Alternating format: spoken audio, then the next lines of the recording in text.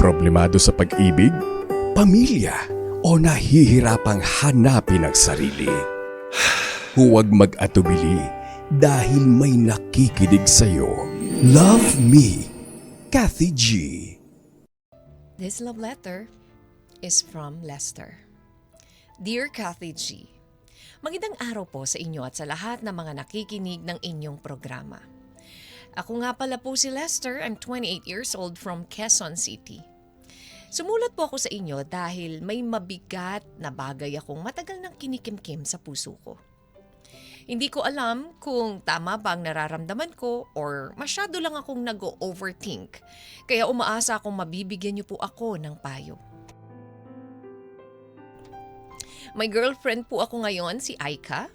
3 taon na kaming magkasintahan, Miss Kathy G. Sa loob ng 3 taon na yon, masasabi kong siya ang pinakamagandang bagay na nangyari sa buhay ko. Nakilala ko siya noon sa isang restaurant kung saan ako nagtatrabaho bilang isang service crew. Isang ordinaryong araw lang yon para sa akin. Maraming customer, nakakapagod ang trabaho at paulit-ulit ang routine ko araw-araw. Pero nagbago ang araw ng yon nang makita ko si Aika.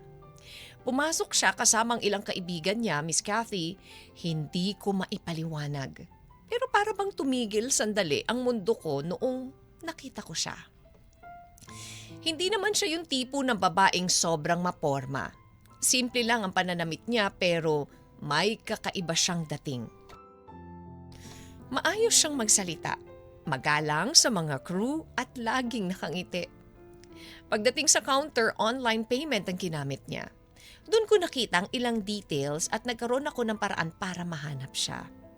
Alam kong medyo mali ang ginawa ko, Miss Kathy, pero nangibabaw ang paghanga ko sa kanya kaya kinuha ko ang number niya. Pagkatapos ng ilang araw na pag-iisip kung iti-text ko ba siya o hindi, naglakas loob pa rin akong i-message siya, Kathy. Sa una, hindi ko inaasahang sasagot siya. Pero doon na nagsimula ang lahat. Nagkwentuhan kami araw-araw hanggang sa humingi ako ng social media account niya at unti-unti ko siyang nakilala. Kathy, mas lalo akong nahulog sa kanya. Hindi siya mayaman pero masasabi kong komportable ang buhay niya.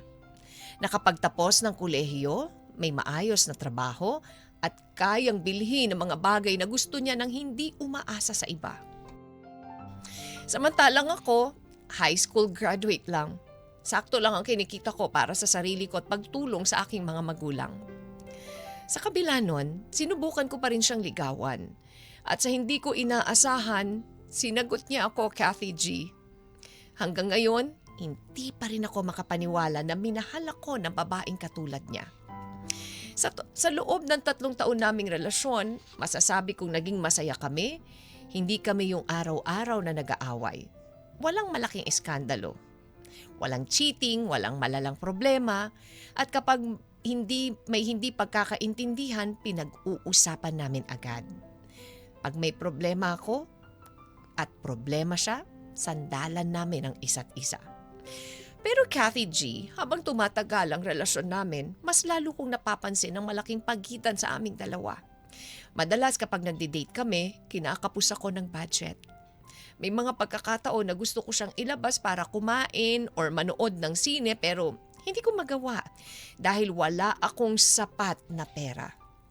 Minsan siya pa nga mismo nagyayaya at mas masakit siya pa minsan ang nagbabayad. Hindi niya yun ipinamumuka sa akin, Miss Kathy G. Wala akong kahit isang narinig na reklamo at ngumingiti lang siya sa akin. Pero ako, Miss Kathy, hindi okay sa pakiramdam ko. Bilang lalaki, gusto ko ako sanang nagbibigay.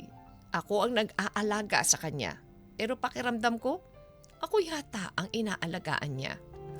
Kathy G, may mga gabing hindi ako makatulog dahil iniisip ko kung sapat ba talaga ako para sa kanya.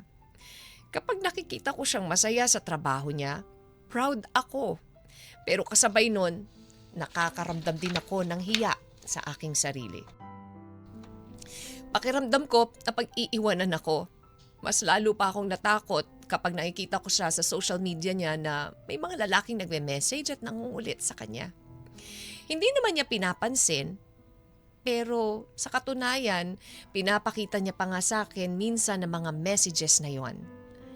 Paano kung isang araw, Kathy G, may dumating na lalaking mas may kaya kesa sa akin?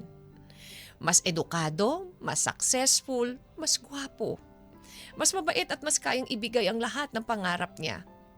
Paano kung dumating ang panahon na napagod siyang intindihin ang mga kakulangan ko? Sa totoo lang, matagal ko nang gustong mag-propose sa kanya. Ilang beses na akong tumingin ng singsing. Ilang beses ko na rin inisip kung papaano ko siya yayayain magpakasal, pero sa tuwing susubukan kong buuin ang lakas ng loob ko, lagi akong napapaatras. Hindi dahil hindi ko siya mahal, kundi dahil natatakot ako. Natatakot akong baka hindi ko kayang ibigay ang buhay na nararapat para sa kanya. Baka pagmamahal lang ang kaya kong ibigay, Kathy G. Minsan iniisip ko na lang na lumayo na lang kaya ako. Makipaghiwalay na lang bago pa siya magsawang manatili sa akin.